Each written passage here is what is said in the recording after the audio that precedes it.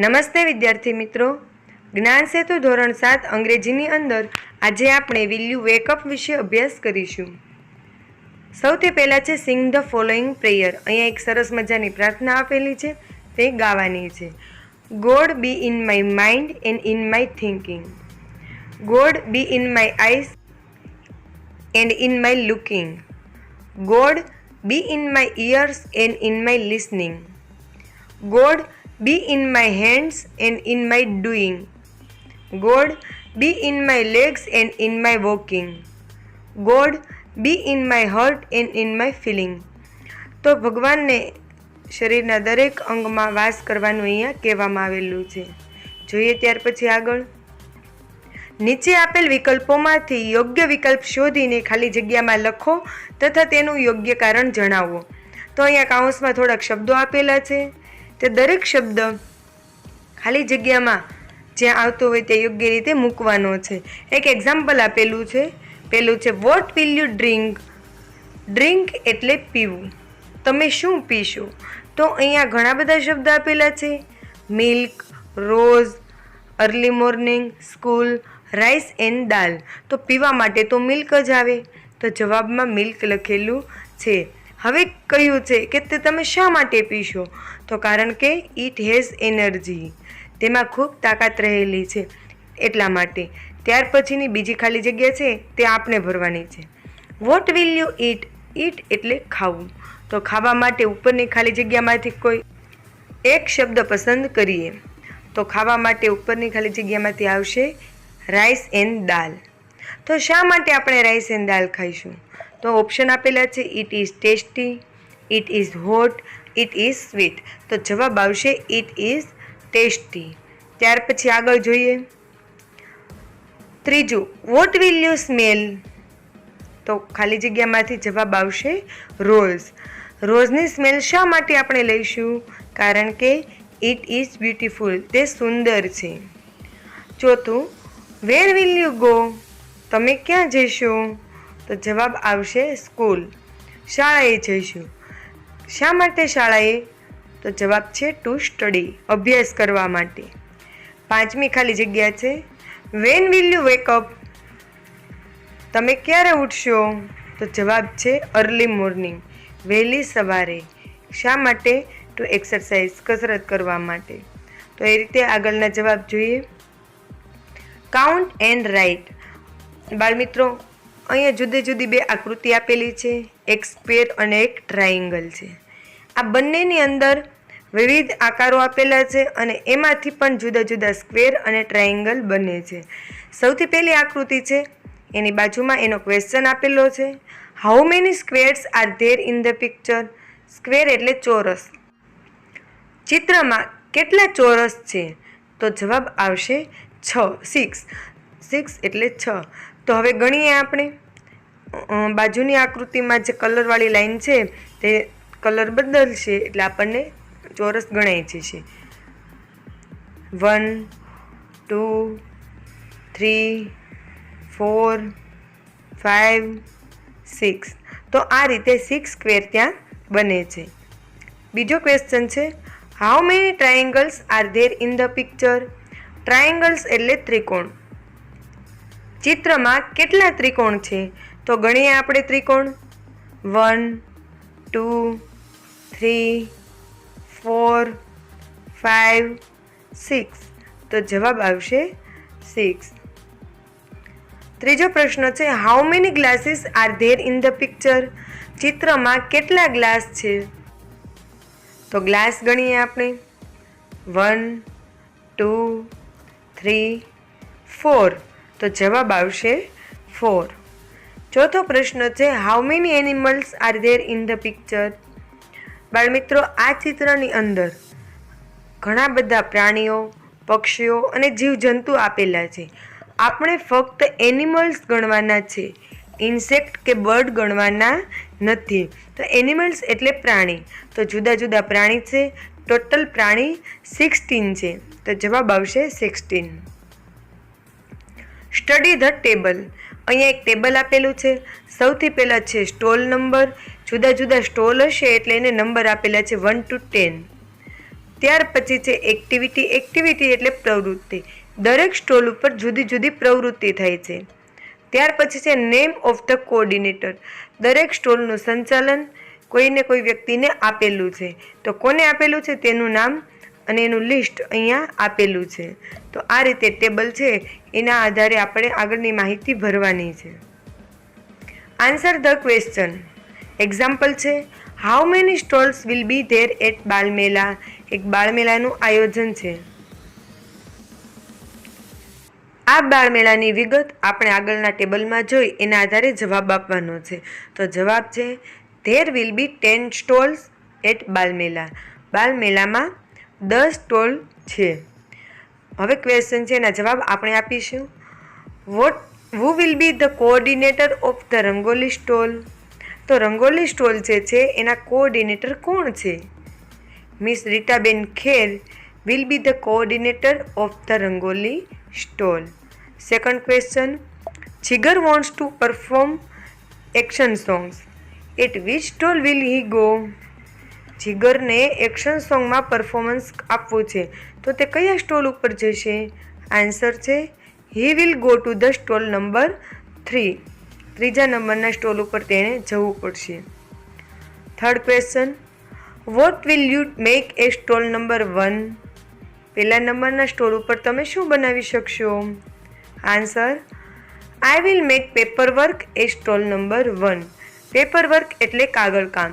જો તમારે કાગળ કામ કરવું હોય તો તમારે સ્ટોલ નંબર 1 ઉપર જવું પડશે. Question 4, what materials you will require to participate a stall number 7.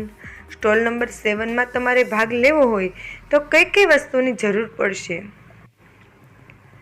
તો સ્ટોલ નંબર 7 છે એ ડ્રોઈંગનું છે તો એના માટે આપણે કઈ કઈ વસ્તુ જોઈશે જોઈએ. I will require drawing sheet, pencil, eraser and colour. Question 5, you love to say stories. Where will you go for this activity. તમને વાર્તા કહેવી ગમે છે તો તમે વાર્તા કહેવા માટે આ પ્રવૃત્તિ કરવા માટે ક્યાં જશો? જવાબ છે I will go to the stall number 5. હું 5મા નંબરના સ્ટોલ ઉપર જઈશ. તો આ બધી જ વિગત આગળના ટેબલના આધારે આપેલી છે એ રીતે ભરવાની છે. આગળ જોઈએ. આપેલ વર્તન માટે આપનું મંતવ્ય લખો. એક્ઝામ્પલ છે my friend wants to cut down a tree. મારો એક મિત્ર છે તે વૃક્ષ કાપવા માગે છે. What will you do. તમે શું કરશો? આન્સર છે I will stop him four doing this. હું તેને એમ કરતાં અટકાવીશ. તો આ રીતે કોઈને કોઈ પ્રવૃત્તિ કરતું હોય પરંતુ જો તે પ્રવૃત્તિ યોગ્ય ન હોય તો તમે શું કરશો એ જવાબ લખવાનો છે. આગળની ખાલી જગ્યા જોઈએ. Nisarg keeps a bird in a cage. Cage એટલે પિંજરું અને બર્ડ એટલે પક્ષી. નિસર્ગ છે એ પક્ષીને પિંજરામાં રાખે છે. What will you do. તમે શું કરશો? જવાબ છે I will open the cage. હું પિંજરું ખોલી નાખીશ. બીજું છે ધરમ યુઝિસ ધ સોલાર એનર્જી. ધરમ છે એ સોલાર એનર્જીનો ઉપયોગ કરે છે એટલે કે સૂર્ય ઉર્જાનો ઉપયોગ કરે છે. Will you use the solar energy. તમે સોલાર એનર્જી વાપરશો? જવાબ છે yes I will use the solar energy. હા, હું પણ સોલાર એનર્જી વાપરીશ. Hitesh throws plastic bag in the garden. Hitesh છે એ પ્લાસ્ટિકની બેગ એટલે કે કોથળીઓ છે એ બગીચામાં ફેંકે છે. Will you do the same thing. તમે પણ આવું કરશો? જવાબ છે no I will not do the same thing. હું એવું સેમ કોઈ વસ્તુ કરીશ નહીં. ચોથું છે the teacher tells the students to walk up early morning. શિક્ષક છે એ વિદ્યાર્થીઓને વહેલી સવારે જાગવાનું કહે છે. What will you do. તમે શું કરશો? જવાબ છે I will walk up early morning. હું વહેલા જાગીશ. તો આ રીતે આ જવાબ લખવાના છે. આગળ જોઈએ. સાચો વિકલ્પ પસંદ કરી તેના ઉપર ખરાની નિશાની કરો. અહીંયા 3 ઓપ્શન આપેલા છે દરેક પ્રશ્નમાં. તો એમાંથી કોઈ એક સાચો જવાબ છે તે પસંદ કરવાનો છે અને તેની આગળ ખરાની નિશાની કરીએ. The name of the story is. આપણે વાર્તા જે ભણી ગયા છે એ વાર્તાનું નામ છે મફતલાલ્સ એગ. સેકન્ડ છે mister Mafatlal saw an egg. Mister મફતલાલે ઈંડું જોયું. તો ક્યાં જોયું? જવાબ છે under the tree. Who said this line? નીચે એક લાઈન આપેલી છે, એ કોણ બોલે છે? લાઈન છે what will there in your hand? તારા હાથમાં શું છે? તો આ વાક્ય છગનલાલ બોલે છે. મફતલાલના હાથમાં એગ જોઈ અને છગનલાલ એવું બોલે છે.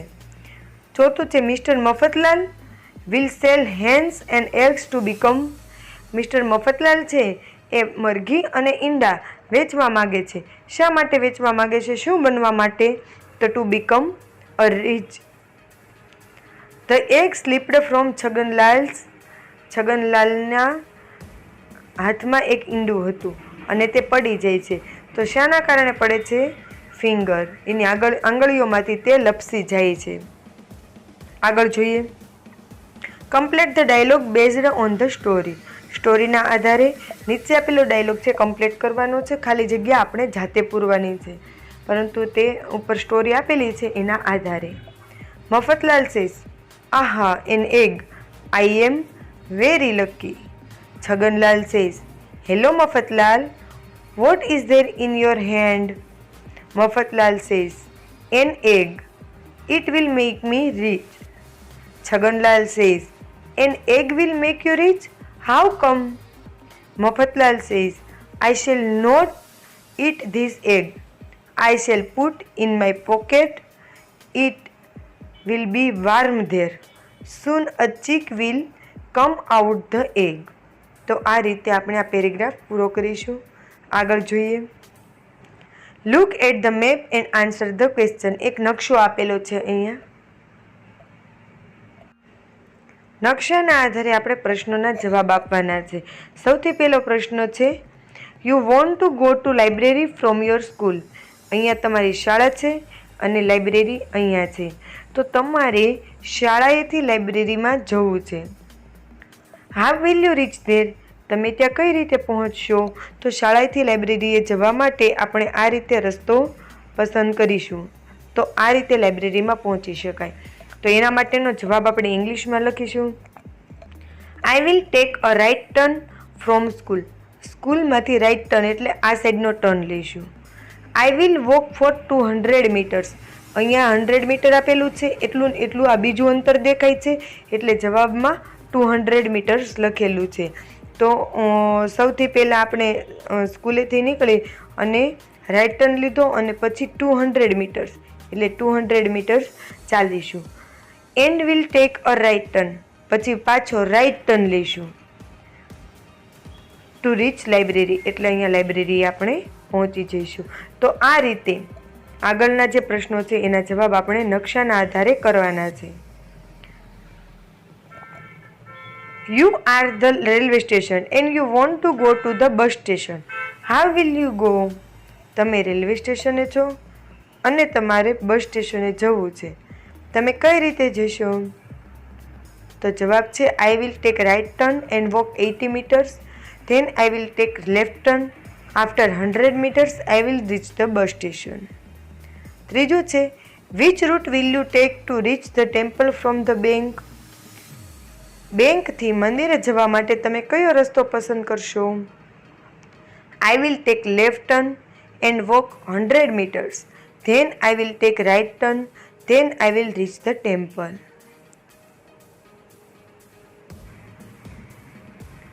ત્યાર પછી છે how will you go to school from the village vegetable market.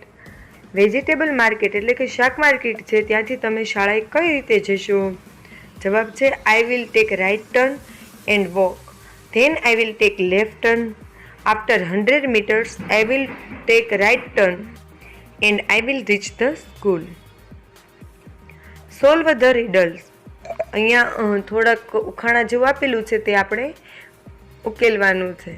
Example છે we can travel by it. આપણે તેની મદદથી મુસાફરી કરી શકીએ છીએ. તો જવાબ છે બસ. તો એ રીતે આપણે અહીંયા કૌંસમાં જે શબ્દો આપેલા છે તેનો ઉપયોગ કરી અને યોગ્ય વાક્ય સાથે જોડવાના છે. સૌથી પહેલાં છે we can sleep on it. આપણે તેના ઉપર સૂઈ શકીએ છીએ. તો જવાબ આવશે bed. We can read it. આપણે તે વાંચી શકીએ છીએ. તો જવાબ આવશે book. We can clear our teeth with it. આપણે આપણા દાંત તેની મદદથી સાફ કરી શકીએ છીએ. તો જવાબ આવશે brush. We can play with it. આપણે તેની મદદથી રમી શકીએ છીએ. તો જવાબ છે બોલ. We can put things in it. આપણે તેની અંદર વસ્તુ મૂકી શકીએ છીએ. તો જવાબ છે બાસ્કેટ. અને છઠ્ઠું છે we can fill air in it. આપણે તેમાં હવા ભરી શકીએ છીએ. તો જવાબ છે બલૂન. તો આ રીતે દરેક વાક્યની સામે યોગ્ય બોક્સમાં યોગ્ય અક્ષર મૂકી અને સ્પેલિંગ પૂરો કરવાનો છે. Write the following paragraph in the space given below. નીચે આપેલી ખાલી જગ્યામાં આ ફકરો તમારે લખવાનો છે. પણ યાદ રાખજો, જ્યાં કેપિટલ અક્ષર હોય ત્યાં કેપિટલ અક્ષર અને સ્મોલ અક્ષર હોય ત્યાં સ્મોલ અક્ષર લખવાના છે. વિરામ ચિહ્નોનો પણ યોગ્ય ઉપયોગ કરવાનો છે અને અંદરથી કોઈ પણ અક્ષર છૂટે નહીં તેનું ખાસ ધ્યાન રાખવાનું છે, નહીંતર સ્પેલિંગનો અર્થ આખો બદલાઈ જશે. તો સમજાઈ ગયાનું બાળ મિત્રો? આ રીતે તમારે બધી જ ખાલી જગ્યા અને પ્રશ્નોના જવાબ લખી નાખવાના છે. Thank you.